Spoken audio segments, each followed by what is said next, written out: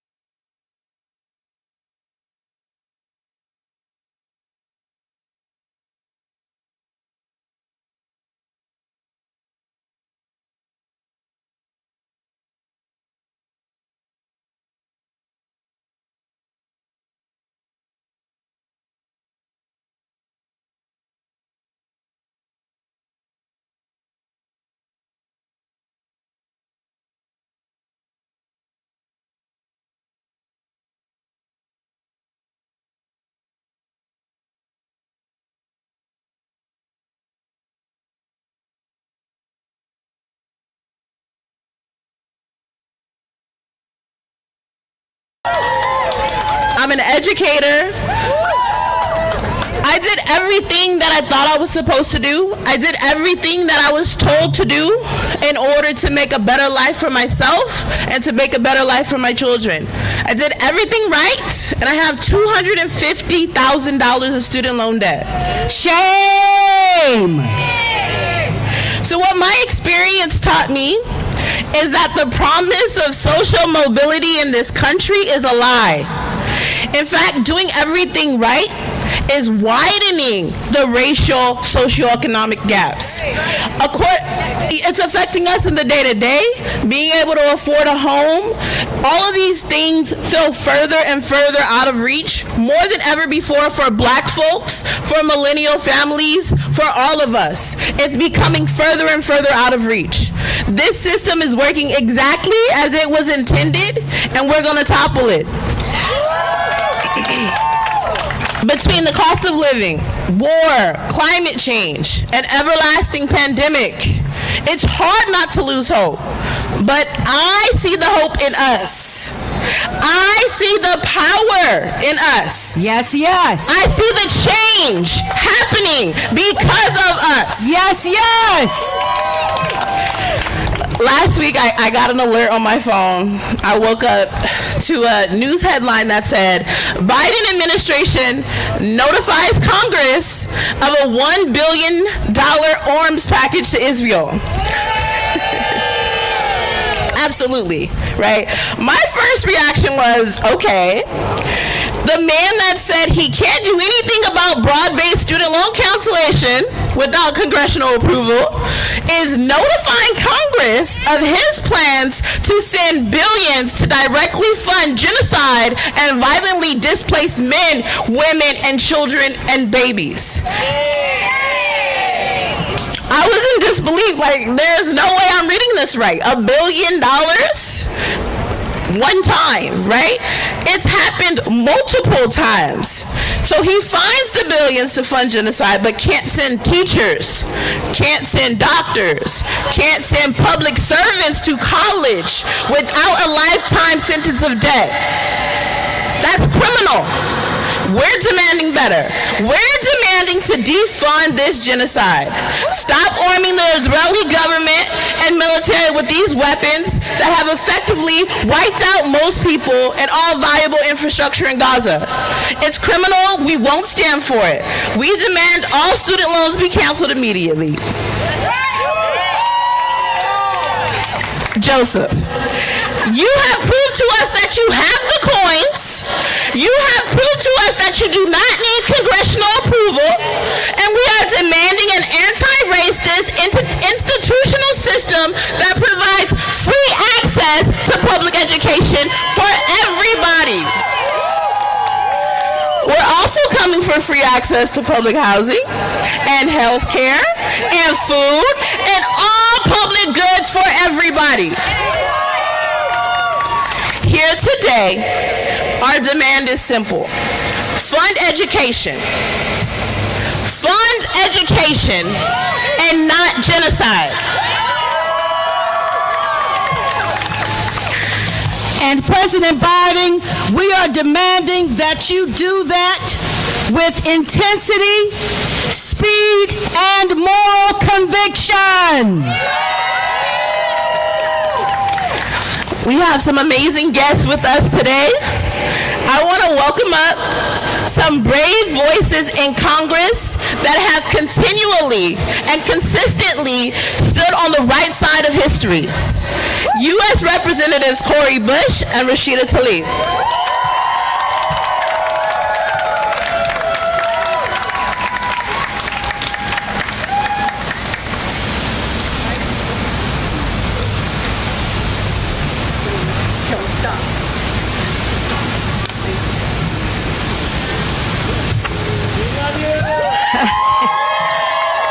I love it. She's like, Joseph.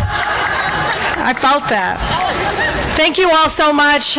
So this is so incredibly important. You know, before the genocide in Gaza, I can tell you that many of us in Congress that have been pushing for clean water, clean air, fully funding our schools, ending homelessness in our country, and so much more have been saying it seems like over and over again that our country seems to find funds and money and courage when it comes to endless wars.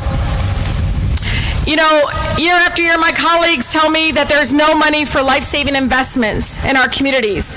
As I continue to tell them how distressed it is to come through one of my high schools and see garbage bags over the drinking water fountains because they have no access to clean water. There's no money to invest in our public schools or pay our teachers a living wage. Again, a crisis that we have in our country. Or child care when we need it the most. Public can't seem to find the money for that.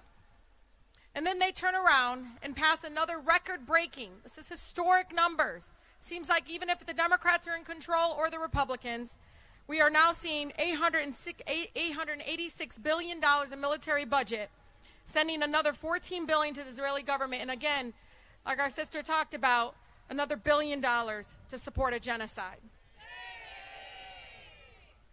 I want you all to know since 1948, the United States, our country, has approved more than $141 billion in weapons to the Israeli government, which many, not me and myself or many of us, but many human rights organizations, including Amnesty International, B'Tselem, which is the largest Israeli human rights organization, Human Rights Watch, and so many others are saying it's an apartheid government. It's disgusting that many of my colleagues funnel billions of our tax dollars to the very same defense contractors that many of them are invested in and taking campaign donations from. Let me repeat that.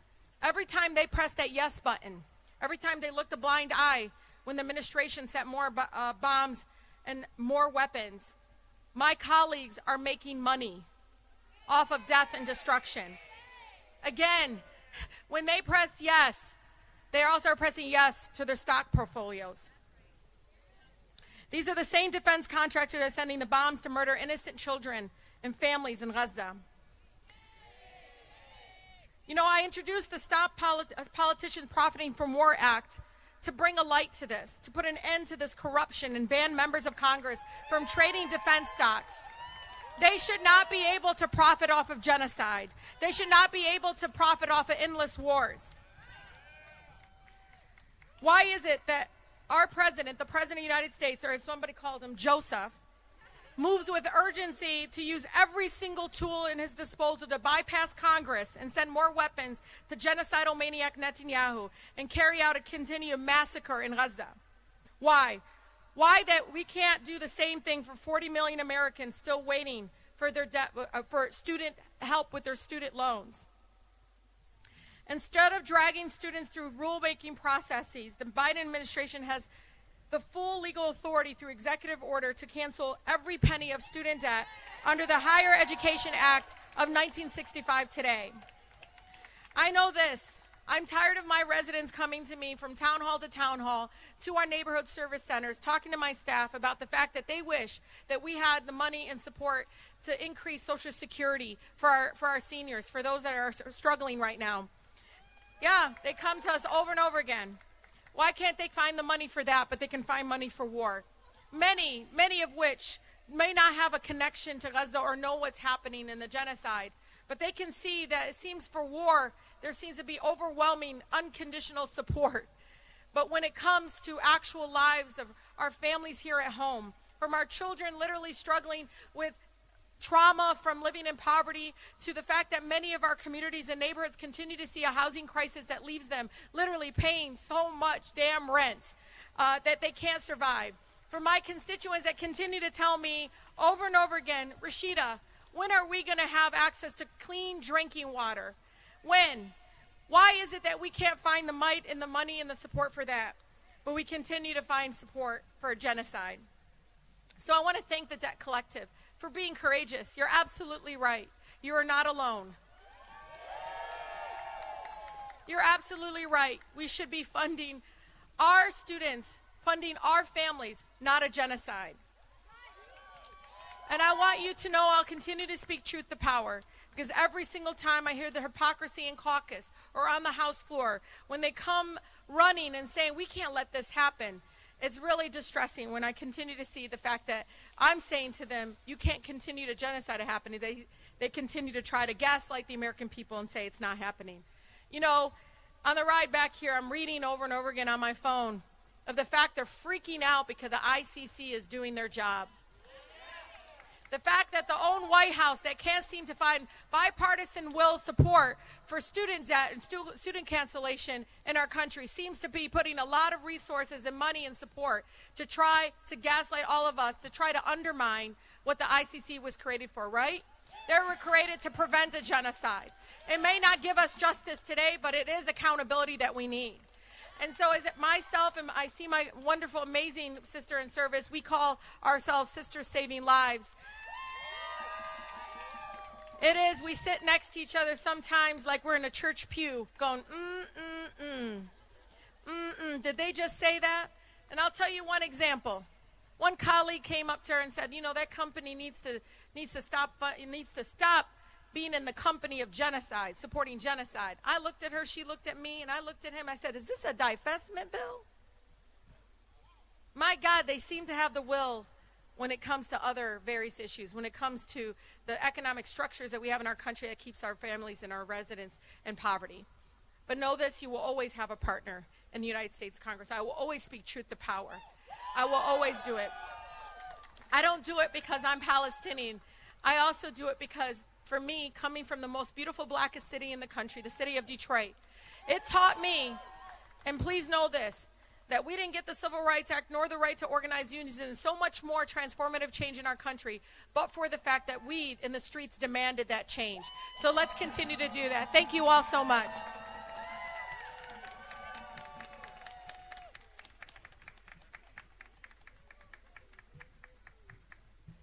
We officially have U.S. Representative Cori Bush.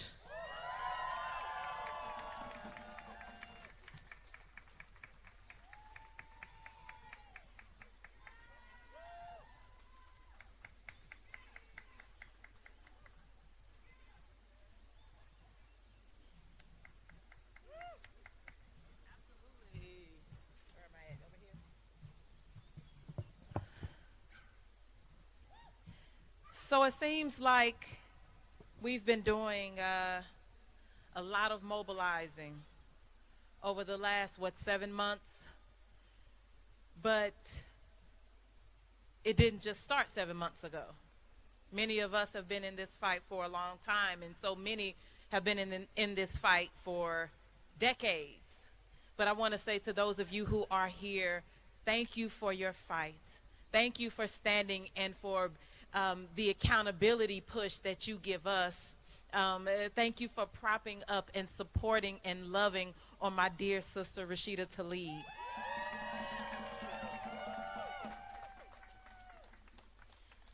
Let me tell you, the stories that she tells, look, they're so true. There are so many times we're on the floor and she's getting me together because I'm about to just go off on somebody on the floor, and she knows who I'm.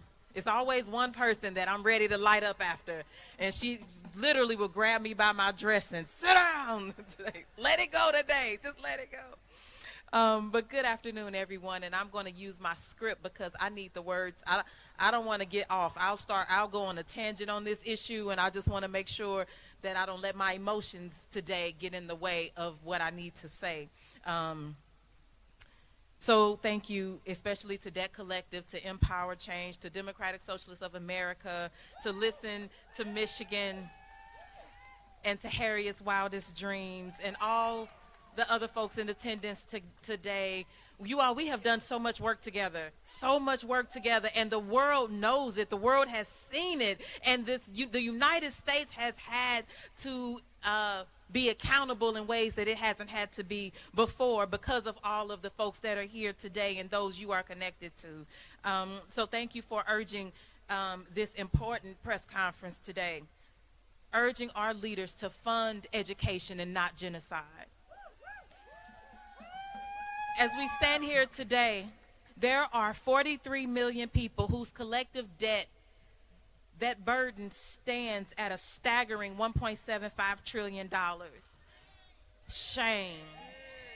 And at the same time, our defense budget is over $880 billion this year, which could pay for our student debt crisis in 2 years.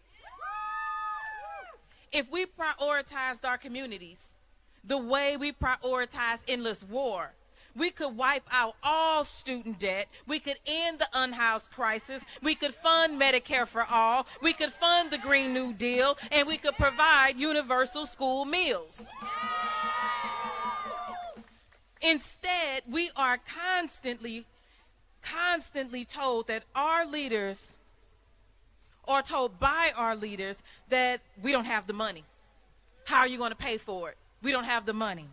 We don't have the money to invest in our own people and our people's basic needs. But these are the same people, the same leaders who will easily and readily send tens of billions of dollars of taxpayer money for endless war and for genocide. We can always find more money for war, but never enough when it comes to public education, never enough when it comes to canceling student debt, never enough for pay raises for our teachers, never enough for universal child care. And even more, the United States government has been unlawfully supporting occupation, apartheid, and ethnic cleansing of the Palestinian people for decades. Empowered by U.S. weapons, communication systems, military training, and direct funding, the Israeli government has blatantly violated international law with impunity. I stand here today alongside students and organizers, advocates, my sister in service, Rashida Tlaib. We are here to say, fund education and not genocide. And I understand that some folks may ask why they should care about this issue. Why should we care about what's happening abroad? But the reality is there is a real and direct trade-off that is harming our communities. Our public universities and colleges have faced decades of divestment and disinvestment, which has created a two-tiered system that punishes low-income students with a lifetime of debt for the crime of just pursuing a higher education. And so as we face a dire shortage of teachers, nurses, physicians, and other professions that require an advanced degree, our students are choosing career paths that don't burden them with a lifetime of tens of thousands of dollars in student debt, and who can blame them? Government support for both K through 12 and higher education would undoubtedly help fill these employment gaps desperately and in the immediate, because that's what we need to support a diverse workforce. And so that's what our people want. We know it. That's what our people want. The people want a ceasefire. The people want to stop funding genocide and endless war. The people want to stop their taxpayer dollars from being used to bomb children. The people want the schools and universities in Gaza to be rebuilt, so a generation of Palestinian youth can build a new future. UNRWA has been callously blacklisted, and Gaza's universities we know have all been destroyed. So the people want well-funded public schools. The people want affordable housing. The people want health care. The people want investments that prevent violence and that promote safety, but we're talking about safety for all. The people want student debt cancellation. That's what the people want, and the people want it now, and that's what we are here to demand. And let's be clear about who we're demanding it from. It's the U.S. government. Our movement supports the voices of this majority. That's why I want to give a special shout out to Layla Elabed for your tireless work to hold our government accountable for its shameful enabling of the Israeli government's genocide in Gaza. Where's Layla? There's Layla. I also would like to acknowledge the courage and the sacrifices made by Tariq Habash and Lily Greenberg Call for your principled stance. You all of you, thank you for using your people power to push our government to do better, to center our shared humanity, to demand a ceasefire and an end to the genocide of Palestinians. I'd also like to thank and acknowledge the brave students who put their bodies on the line at college campuses across this country. The sacrifices of our students, as well as many faculty and community members across the country, from Washington University in St. Louis in my district to George Washington University here in DC and colleges all around the nation. You have joined in a long, historic line of anti-war activists who continue to mobilize and galvanize and organize to demand our government do better. And so I am proud to stand with every single one of you to lead in Congress alongside my sister Rashida as part of this coalition of those who seek to end this genocide by calling for an immediate and permanent ceasefire instead of sending these billions of dollars to support more war. More dollars to support the war crimes. Let's instead invest in our youth and education system right here at home. And so ceasefire now, ceasefire forever, fund our universities, fund our schools, and thank you every single one of you for inviting me, and thank you for changing the world.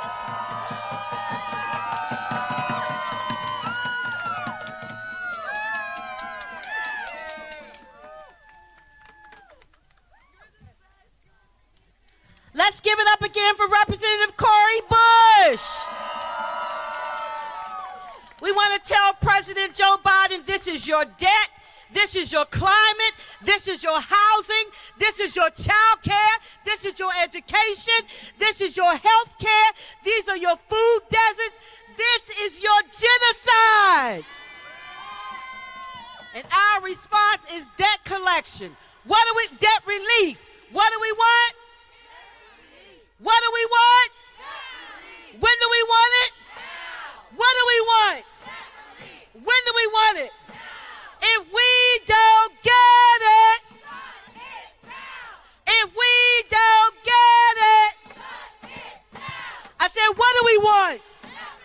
When do we want it? Now. What do we want? Debt relief. When do we want it? Now. If we don't get it, shut it down. If we don't get it, shut it down. If we don't get it, shut it down. If we don't get it, shut it down. If we don't get it, shut it down. Woo!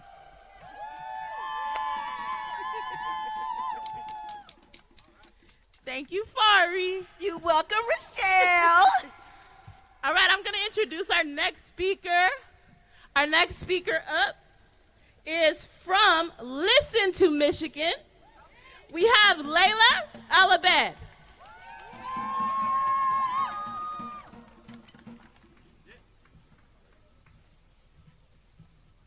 Hi, thank you so much for Debt Collective for having me. My name is Layla Alabad, a leader of the Uncommitted National Movement. I am also a mother raising unapologetic Palestinian children who will one day also have to navigate the broken, inequitable, and for-profit education system. Our movement has been a vehicle for voters to use their voice of the ballot box to send a clear and powerful message to President Biden, his administration, and the Democratic Party that young people, students, Black and brown folks, Muslims, Christians, Jews, indigenous people, and all voters of moral consciousness reject our country's complicity in genocide. We have sent a message to demand a permanent and immediate ceasefire and end of unrestricted military funding to carry out Netanyahu's war crimes using our tax dollars, with over 500,000 uncommitted votes and counting across the nation. This is a resounding warning sign to Biden that his decision to put funding Israel's war in Gaza over our own democracy, over communities grieving the loss of loved ones, friends, and families, over the Palestinian Americans still unable to get out of Gaza, and the dozens of health aid workers who have been targeted and unable to leave, over protesters on our streets and students on our campuses using their First Amendment rights to protest and demand divestment, facing police brutality and intimidation. We have witnessed excessive use of force from police on university campuses against these students and disparaging language by leaders who put our students at risk. We are 229 days of destruction, displacement, and death of Palestinians in Gaza. But we are 76 years of occupation, apartheid, and ethnic cleansing of all Palestinians. Biden and his administration have chosen to fund bombing babies in Gaza instead of funding maternal care, reproductive care, education, or any of the things our communities and our children need to thrive. In Michigan alone, Flint still doesn't have clean water. There are 200 schools in the city of Detroit that have closed in the last 15 years. And Southeast Michiganders and rural communities throughout the state are paying some of the highest rates for energy in the country to an unreliable, money-hungry, privately owned utility company, where in some of our black and brown neighborhoods have not have updated infrastructure since World War II. Joseph R. Biden needs to do the right thing before it's too late. Fund education, not genocide. Thank you.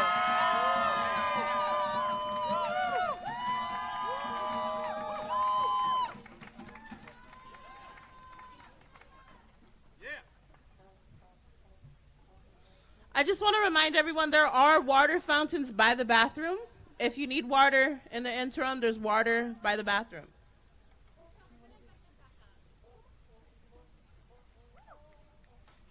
We're going to do a quick picture, y'all. I just like to say that Rashida's my sister. It's not the other way around. I recorded your thing. I don't even know if you're mine. Corey's coming. You guys, who else will speak? You gotta come out.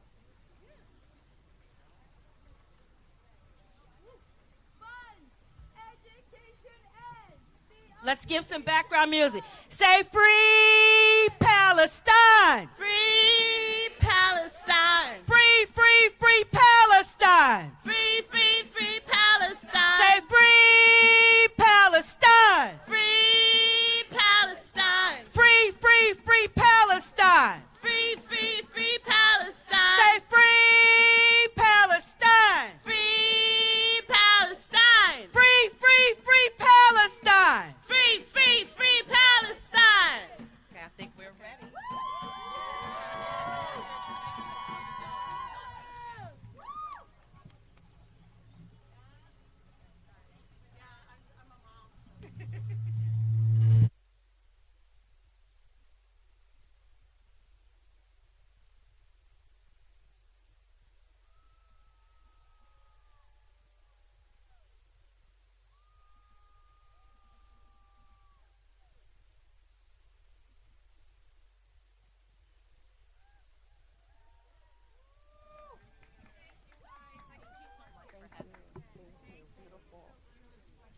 All right, give it up for the speakers that we've had so far.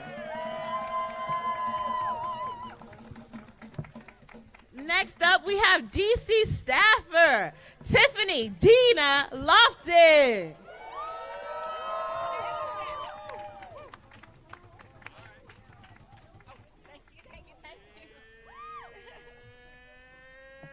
What's up, everybody?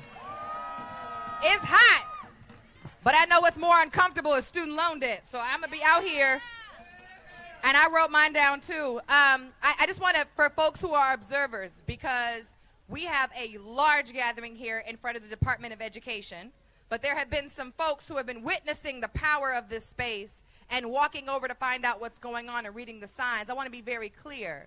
Yes, today, Joe Biden is taking credit for work that we have done, which is canceling $7.7 billion in student loan debt today. I don't think that that amounts to the $94 billion that Joe Biden has signed into law to give to foreign defense and aid. Somebody say the math is not mathing. The sun is messing up my thing. Okay. I want to start here. I want everybody in the heat or in the shade to just, if you can, close your eyes. And I want you to think about the first time you were congratulated for finishing something. Whether it was a test that you studied really hard for, a play that you might have been a part of, shout out to all my theater majors, an art project that you completed, a math equation that was really hard, or even just a school year. I never thought in those seasons of my life that I would be up on stage in front of a government building fighting for student loan debt cancellation. I never thought that we would be fighting for financial freedom just from learning. Now I think about the ancestors and the elders who fought for the same public school that I just said we were all a part of experiencing. Those who fought for women's rights in the education profession. Those who fought for benefits for those in the military and those who could not afford lunch. Those who fought for integration in our public school system. Those who are fighting right now to peacefully demonstrate at their campuses and keep away campus and police brutality. Those who are fighting for student loan debt cancellation right now. We are the beneficiaries of all of those elders. We are the beneficiaries of all of the fights that have taken place. And y'all are standing there like they didn't have to also stand in the sun with some signs at some point during the fight. So I need y'all to give it up for our elders and our ancestors.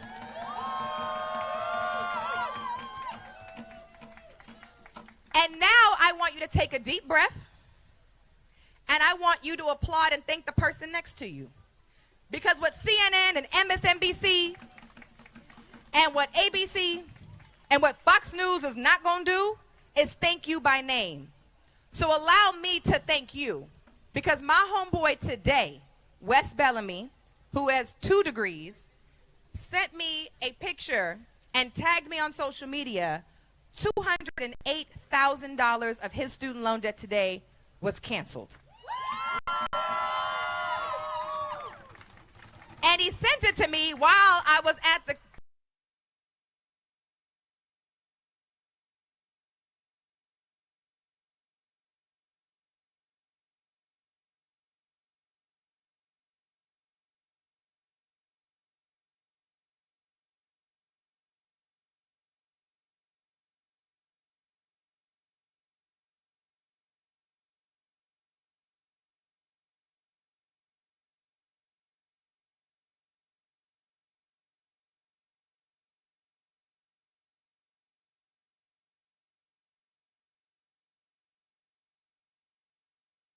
to your neighbor real quick.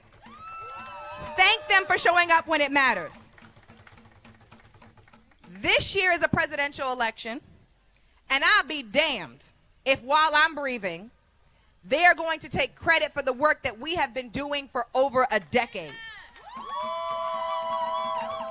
I started this work as a student activist and organizer. I graduated from the University of California, Santa Cruz in Northern California. I have been to Palestine 3 times, twice to lead racial justice delegation, and the 3rd time for a wedding for one of my homeboys. I've been on the streets in DC, LA, Baltimore, Atlanta, Ferguson, Louisville, Oklahoma City, and Killeen, Texas. And I have seen the connections of violence on black and brown people here in the States, and the connections as it relates to what's happening not only in Gaza, but in Palestine and the apartheid and occupation there. And let's be very clear, it is all connected. It's connected to freeing Palestine. which is connected to diversity, equity, and inclusion programs at our institutions, which is connected to teachers' pay, which is connected to the Pell Grant, which is connected to predatory lending practitioners like Mohila who need to be destroyed and taken down, which is also connected to gun violence, which is also connected to mental health issues, which is also connected to democracy and the elections happening right now. But I'm very clear as to why I'm standing here on the stage. I'm here because America has its priority issues messed up. That's what hundreds of thousands of students across the country are doing right now. Educators are doing it, labor leaders are doing it, elected officials are doing it, religious leaders are doing it, and we're doing it right now. And I'm going to make sure that we correct society in this course to put humans first and not corporations and money. I don't know where the sign is. There it goes. We should be funding people, not bombs. That says books, but I mean people. So I want you all to do 3 things after this action's over. We always have a call to action. Number 1, I need you all to remind yourselves to stay in community. Because this work is so freaking hard, y'all, that when we go back home from Atlanta I live in Atlanta, by the way, now.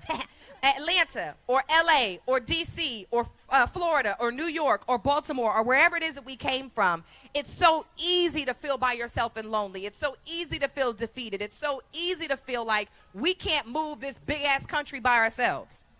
And that's because we don't have to. With organizations like the Debt Collective, where I have found my family, we stay in community to organize and mobilize and move people into their power. So I don't care where you find the community, just make sure you stay in it. Number 2, I need you all to practice having tough conversations because that is the only thing that moves people's hearts. And my mentor, Cortland Cox, always says this is not a fight about law and policy, it's about changing the hearts and minds of people. And while we were at our press conference earlier today, this little white boy walked up and read our signs, and when he saw student loan debt cancellation, he couldn't have been older than 15. He shook his head and said no from a distance. He's 15. Maybe I don't know how old he is, but he ain't old enough to have student loan debt at this point. And the fact that we are out here fighting for their future and they don't believe says that we need to have more tough conversations. And I'm going to tell you the truth. They're called tough conversations for a reason. They're tough. I don't always win those conversations. I walk away feeling like, damn, I didn't argue and get them on my side. But every time we have those conversations, it's practice. So keep practicing tough conversations. Last thing that I need us to do is to keep fighting. Fight against the urge to give up. Fight non-believers. Fight against the fear of failure. Because all we do is win. I believe that Palestine will be free. I believe that education will be free. I believe in black power, and I believe that we're going to be all right. So thank y'all for being out here with me and being my community. Now I have the distinct pleasure of introducing Tariq Kabash, who's an incredible poet and our brother. You want me to keep this up there? No, you got it. Okay.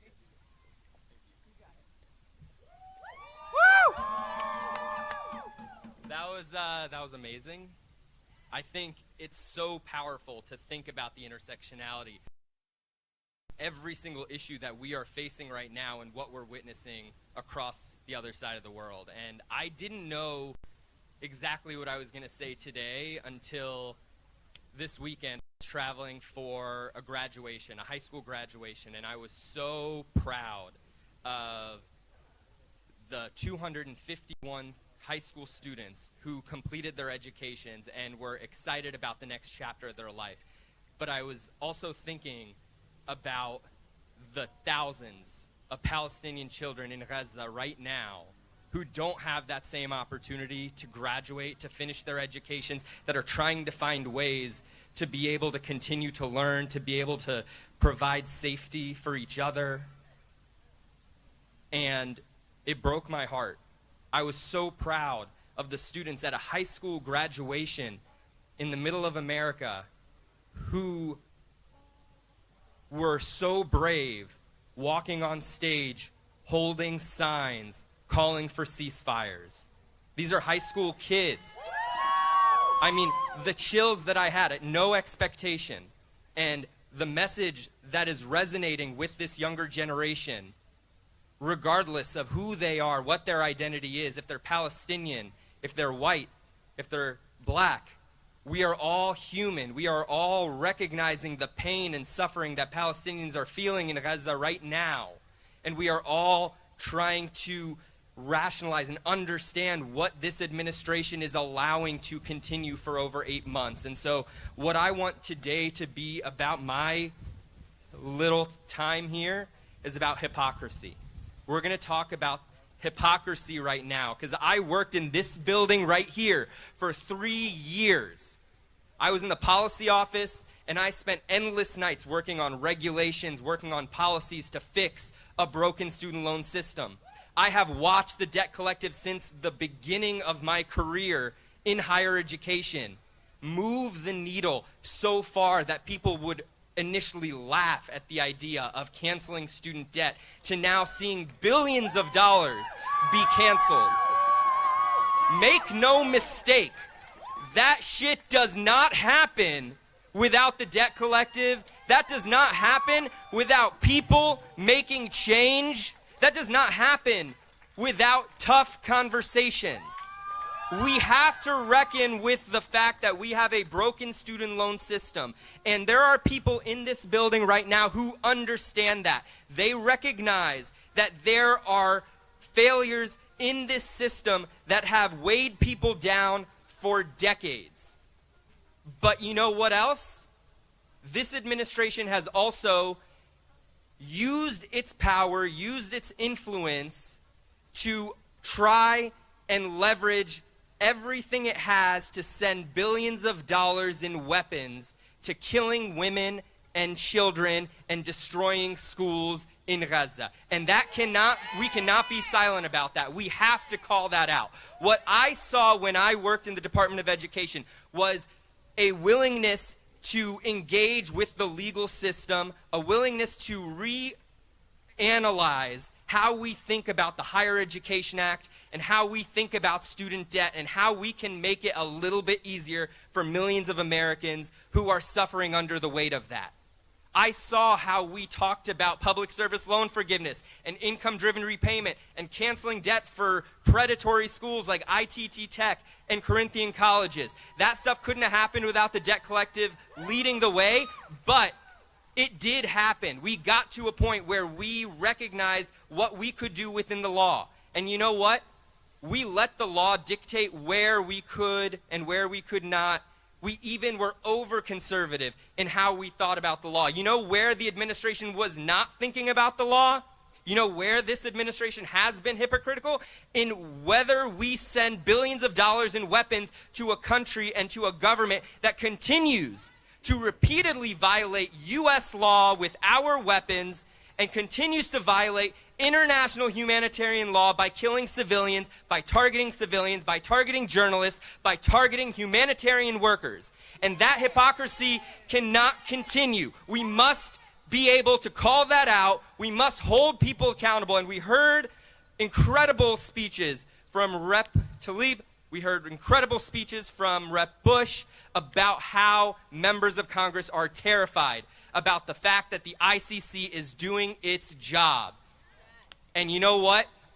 A lot of people are afraid right now because we have stood idly by while we decided to continuously send weapons and actually send billions of dollars of more weapons to continue the destruction of every institution of higher education in Gaza. And we have not heard the president say one time that that is unacceptable. We have not condemned it one time. But you know what we have condemned? We have condemned the lives of millions of Palestinians to manufactured starvation and to a genocide, and that ends now. That must end now. It's time for peace. It's time for a ceasefire. It's time for freedom for Palestinians. It's time for equal rights. It's time that we live our American values everywhere around the world, and we end our hypocritical stance about who the law applies to and who it doesn't, we need new policies. We need to stand up for what is right. Thank you so much.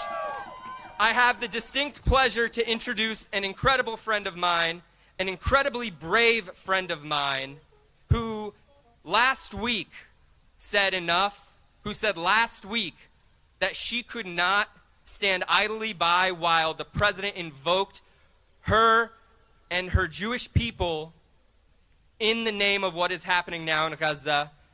I want to introduce Lily Greenberg Call. She's incredible. She has such a great perspective, and she's such an incredible human being. Thank you so much.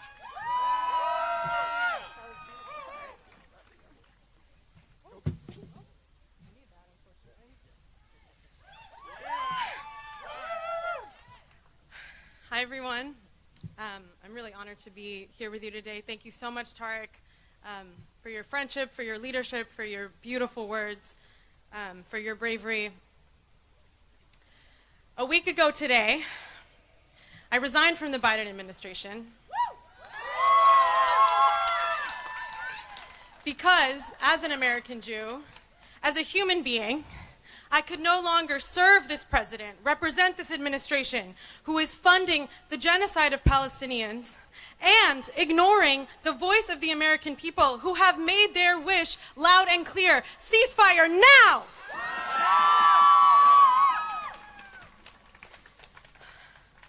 And while I may no longer be in the federal government, be in this administration, in being here, I'm upholding the oath I took to serve the American people, to listen to all of you, to build a shared future for all of us.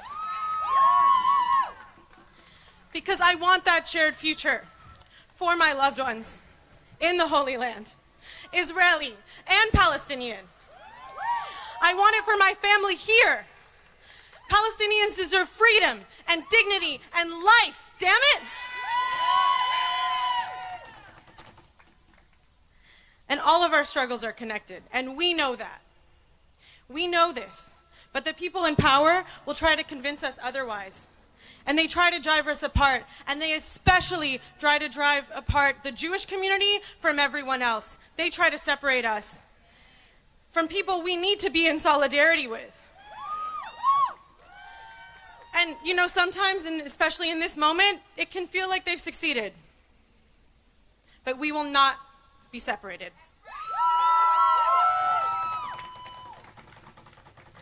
And I know that because Jewish tradition is steeped in justice. Tzedek, tzedek, tirdof, says the Torah. Justice, justice, you shall pursue. That is the lifeblood of being Jewish. And I refuse to let that be co-opted for autocratic, authoritarian agendas of supremacy. Fuck that! We will not let that happen. We will get a ceasefire. We will get a hostage deal. We will stop sending weapons to Israel.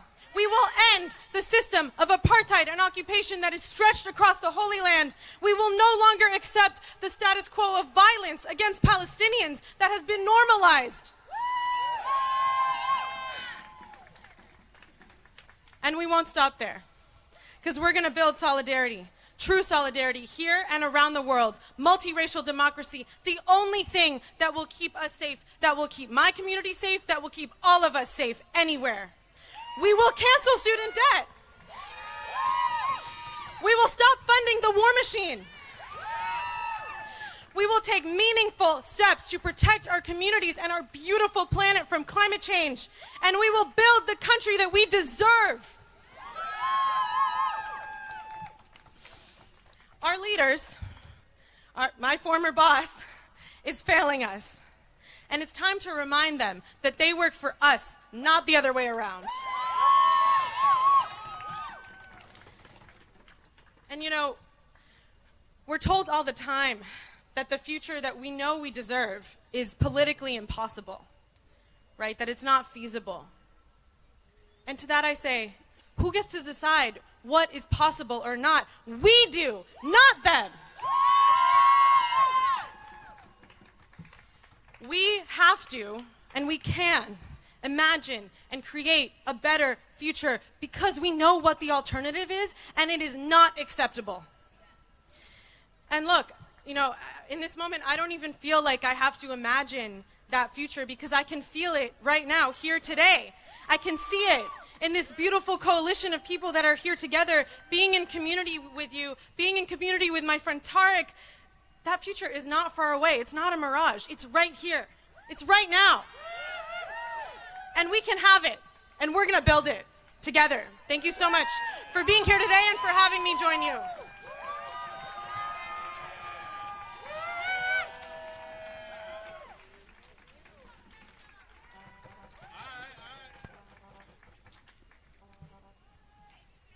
Show me what democracy looks like. I said, show me what democracy looks like.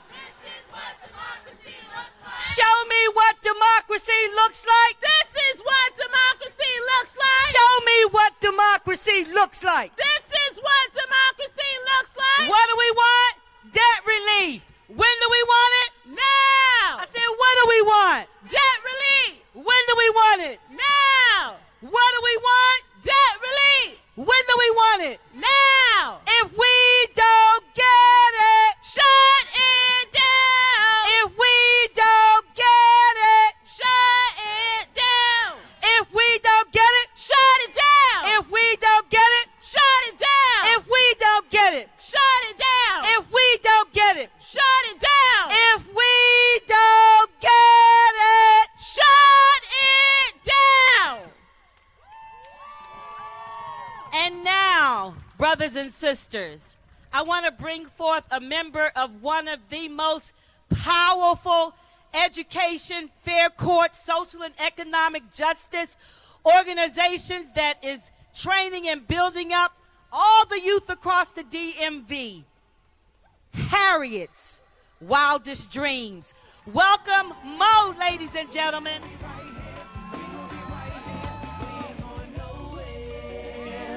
Welcome to DC. DC, the home of Chuck Brown. Oh, you don't know the sound? Can I get a free Palestine? Free Palestine. I said free Palestine. Free Palestine. Free Palestine. Hey everyone, I want to welcome y'all to DC. My name is Mo. I'm with an organization called Harriet's Wildest Dreams. As in Harriet Tubman, yes, that Harriet. We are a DC-based and Black-led community defense hub fighting for DC statehood, racial justice, and building alternatives to police and prisons in the greater DC area. Now, all these amazing speakers have already named so many of our interconnected struggles, so I think I'm going to keep it pretty brief. I just want to take a few moments to highlight the connections between student loan debt and the impacts to our communities right here in the nation's capital. Of the total trillions of student loan debt, Washington, D.C. has the overall highest average federal loan debt of $53,782 per borrower.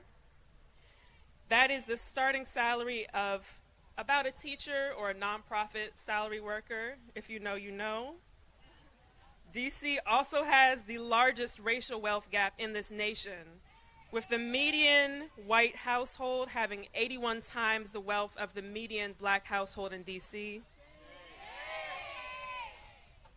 If you don't think the weight of increasing debt factors into this, or is merely a problem of personal responsibility, then you are deeply misguided, misled, and miseducated.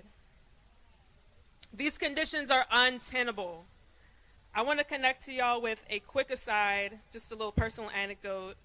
I have been personally impacted by the staggering costs of higher education.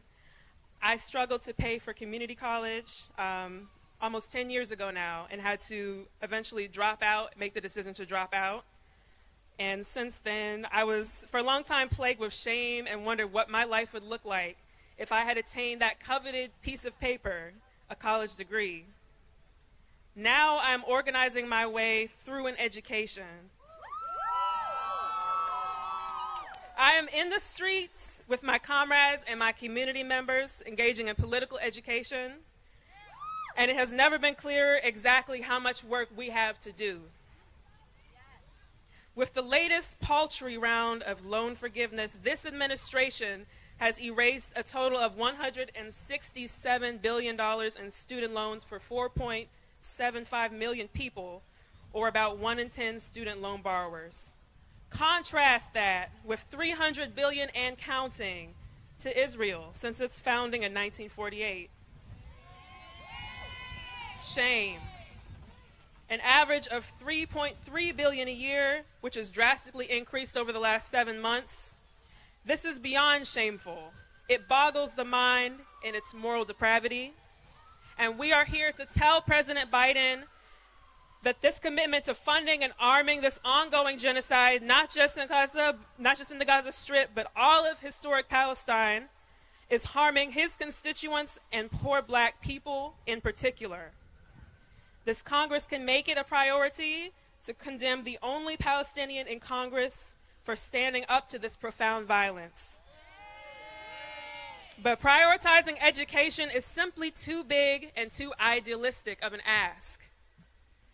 We see that the money is there. The only thing that is lacking is political will. This president has set his foot on the gas and has declared to never abandon Israel and its so-called right to defend itself. We must fight this tooth and nail. Our collective future depends on it. And one final point, because I got to bring it back to the spirit of abolition. Incarcerated people are prohibited from receiving federal aid and loan forgiveness. And they often don't have access to higher education, which at one point was widespread and much more accessible in this country, and are much more likely to go into loan default, which deepens the crisis for both debtors and for their families. I will leave y'all with a simple echo of our message here today. We must fund education and all of our people's needs, not genocide. And if you refuse to live like this, let me see you raise your fist. If you refuse to live like this, let me see you raise your fist. Thank you.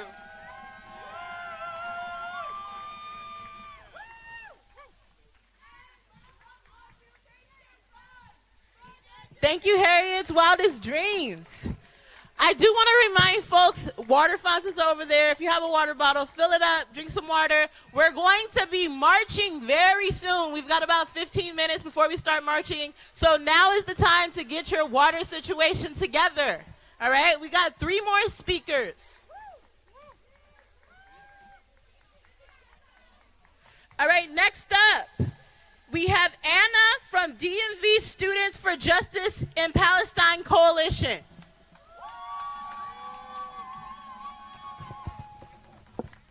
We want justice, you say how? Let the siege on Gaza now! Y'all can be louder. We want justice, you say how? Cancel all debts now! Lift the siege on Gaza now! Cancel all debts now! Hello, I am a student organizer with the DC, Maryland, and Virginia Students for Justice in Palestine Coalition. I was recently privileged with the opportunity to organize and participate in the DMV encampment for Gaza, which was held in the liberated Shahada Square at George Washington University. Despite facing relentless repression and police violence from university administration and the federal government, the students and the surrounding community created the world that we strive to achieve globally, free of imperialism, Zionism, capitalism, colonialism, and all systems of oppression. When the Metropolitan Pig Department violently raided our encampment at 3 a.m. on May 8th, they aimed to silence us, boo, to silence us students and stop our movement. But I want to say right now that our love and commitment for Palestine is unshakable and will never be stopped, especially not by the cowardly actions of pigs acting as agents of a white supremacist imperial state. They may have physically arrested us that morning, but they will never seize our collective mobilization and advocacy for a liberated Palestine. They will never suppress our resistance. Shahada Square lives on in each of our souls, in each of our community members, as we remember our martyrs and the reason for which we continue the struggle. Our money is used towards America's imperialist war-making and profiteering all over the world, including the disgraceful funding and support for the Zionist entities' settler colonial occupation and genocide. Boo! As the government callously and disgracefully spends billions of our money on the occupation and the white supremacist police state, we still do not have proper health care, affordable housing, climate initiatives, free education, or food safety. Blood money lines the pockets of arms corporations at the expense of our lives, and politicians sit silent across the aisle as they enable the genocide of the Palestinian people. Shame! This global imperial project seeks to render the oppressed and resistant as invisible, to criminalize their existence, and to neutralize them as a threat to the dominant hegemony. But we refuse to let this happen, and instead we will uplift our imprisoned brothers and sisters as they continue the fight to release themselves from the shackles of oppression. All fights for justice and for liberation are intertwined at their roots, and we must remember that all struggles are connected, especially in DC. In the neo-colonial, white supremacist capitalist system, no one is free until we all will be free. And we need more than a permanent ceasefire. That is only the beginning to the total liberation of Palestine, the continuation of the genocide by bloodthirsty Israel and the United States must not and will not stand. Every university in Gaza has been destroyed by the illegitimate Zionist regime. Shame! The Zionist regime shakes in fear because they know their American-funded guns and bombs have nothing on the resilient minds and the radical thought of the Palestinian people. We see the most bloodshed and the most violence when the oppressor is most afraid, because they are afraid of our educated communities, afraid of our collective radical political consciousness, afraid because we know liberation is near and we know how to achieve it. And especially as university students in the belly of the beast, we have the responsibility to stand up and fight back against the genocide. We owe it to Gaza, we owe it to Palestine, we gain our strength from Gaza and the Palestinian people. Students and the youth lie at the heart of every movement. Our voices, our mobilization, our power unsettles these institutions and these universities. They know the security of the imperialist regime is fragile and the chains of their oppression will soon fall. And we remain steadfast in our resistance. We see that liberation is on the horizon. We, as students, will never stay silent as our universities remain complicit in the Zionist regime's genocidal ground invasion of Rafah. We refuse to allow our universities to continue profiting off investments in the tech and weapons corporations arming the genocide. We refuse to allow our universities to pipeline us into the corporations that supply the genocide. Our universities and these corporations cannot survive without students, and we will never bow down. And the students say, divestment now, investment into our communities now, cancellation of all debt now. And as students across the country continue the fight for liberation, and as we join forces with all communities facing oppression, we remain disciplined, we remain educated, and we remain focused on our goals. Gaza is our compass. Each child, each prisoner, each martyr, freedom fighter, and person actively resisting in occupied Palestine is our compass.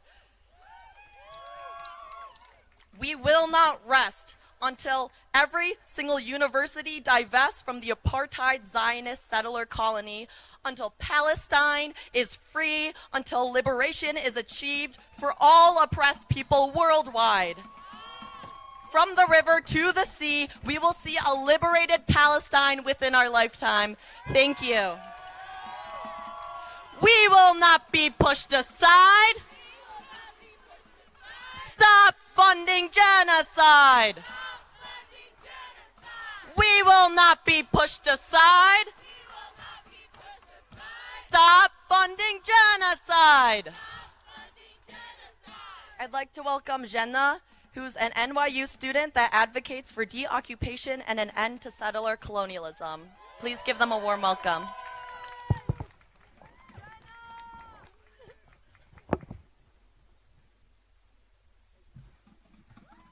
Thank you, comrade. Thank you to the Debt Collective for the work that you're doing, every organization that's present here today. Because we see that together, we do anything more than they could ever do. We see that the power comes from us to actually make material change our material conditions of living, and we see that we're able to imagine better futures by beckoning them into existence. So thank you. Thank you to the Debt Collective. Thank you for what you're doing here today. I'm just going to share a little bit about how it is exactly, just how it is that universities are connected to the genocide through our student debt, how they thrive off of our student debt. So debtors, especially student debtors, may struggle to tell you what it is that is the darkest and most twisted part of debt. Some may say the darkest thing is that we should have to plunge ourselves into financial ruin at the promise for future financial stability. Some may say it's predatory interest rates. For me, the darkest thing about debt is that debt itself becomes an economy and a system of exchange. And our debt buys the conditions to carry out genocide. Last week, I graduated from NYU. Thank you, but no, listen, because graduating from a university which enabled the conditions for there to be no universities left in Gaza means incredibly fucking little. In fact, I'm ashamed. I'm ashamed.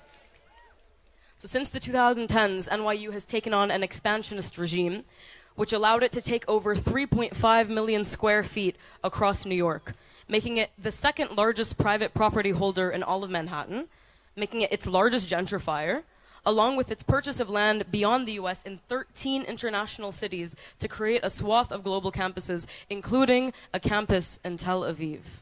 On the ruins of historic Palestinian villages. In order to finance this expansion, NYU had to buy property from and seek loans from JP Morgan Chase. As a reminder, JP Morgan Chase is known for its heavy profiteering from weapons manufacturing, funding arms companies, nuclear weapons, cluster munitions. These should all sound familiar because these were the instruments of war and destruction used on Palestine, Syria, Iraq, Yemen, and Afghanistan on black and brown children.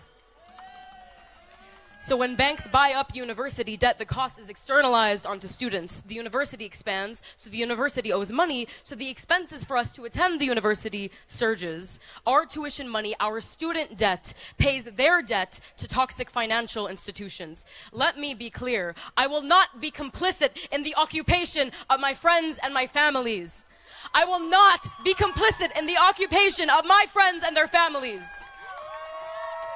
This is an iterative story, and it's a ubiquitous one, as our universities have become enmeshed with bloody money and criminal institutions. So for anyone who questions the intent and the aims of the Gaza solidarity encampments that have proliferated at over 90 college campuses, make no mistake, this is what it's all about. To keep our eyes on Gaza, to acknowledge our university's complicity, and to say that we will not have it any longer. to cut through the abstractions and obscurity of finance capital and say it's actually very simple. JP Morgan funds genocide, our universities are paving on top of ethnically cleansed land, and we students are getting fucking drained.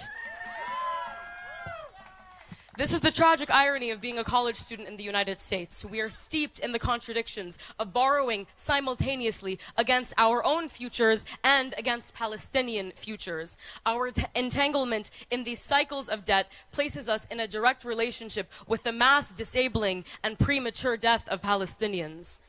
The money being used to finance the demolition of Gaza and to subsidize settlements and displacement in the West Bank, propped up by the IDF's violence, could indisputably be used to cancel student debt.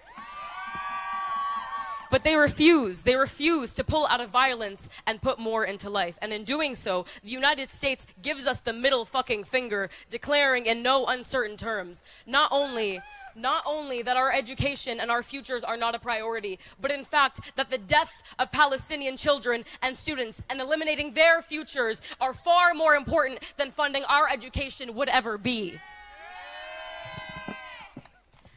When our governments and schools see fit to deploy militarized police on students, calling for a ceasefire, a cease genocide, and divestment of their own money from operations of violence, it becomes clear to us that our debt is not buying us education or access to spaces of intellectual and critical discourse. Our debt is delivering us into bondage. Bondage to the universities who can expel us and arrest us and suspend our financial aid if we even speak the word Palestine. Bondage to the financial institutions whose bloody investments our universities abet and upon which our universities rely to expand their campuses and pay out negligent administrators. We are sick of being debtors to these institutions and investors in their violences. We are going into debt to pay for space which isn't ours to claim. It's not ours, first, because it was never theirs to begin with. Palestinian land is not to be bought and sold by universities. Palestinian land is not to be used as the United States' political playground. It is to be defended. It is to be made livable for Palestinian men, women, and children. It is to be freed. No more debt, no more occupation. We demand as students and on behalf of Palestinian students who have been murdered and martyred that we fund education and never genocide. Fund our education, not the occupation. Fund our education, not the occupation. While we're learning, Gaza's burning. While we're learning, Gaza's burning! Gaza's burning! Free Palestine. Thank you, comrades. Those students hit it. Thank y'all.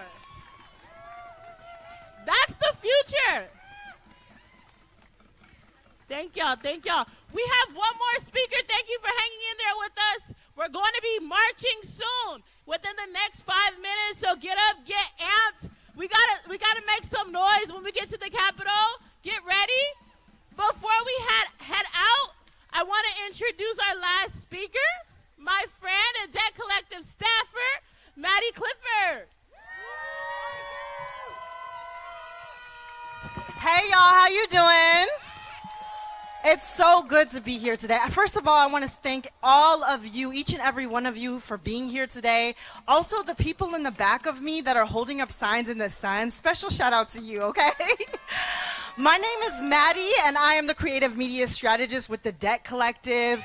Debt Collective, we are a family. We are the nation's first union made up of debtors. And I want to share a story with you all, okay? So one of my memories of my dad is going to see a movie together when I was about 15 years old. How many of y'all have family members who like to talk during movies? Okay, so my dad wasn't just talking during this particular movie. He was yelling at the screen.